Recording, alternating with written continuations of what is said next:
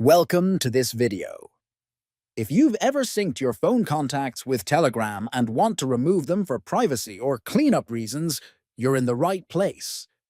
In this tutorial, I'll guide you step by step on how to delete synced contacts from the Telegram app quickly and easily. Open the Telegram app on your smartphone. Tap the three horizontal lines in the top left corner to open the main menu. From the menu, tap on Settings. Now, select Privacy and Security from the list of available settings. Scroll down until you find the option called Delete Synced Contacts. Tap on Delete Synced Contacts. Confirm the action when prompted. This will remove all previously synced contacts from Telegram servers.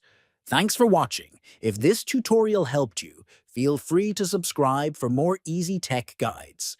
Stay safe and keep your privacy in check. See you in the next video.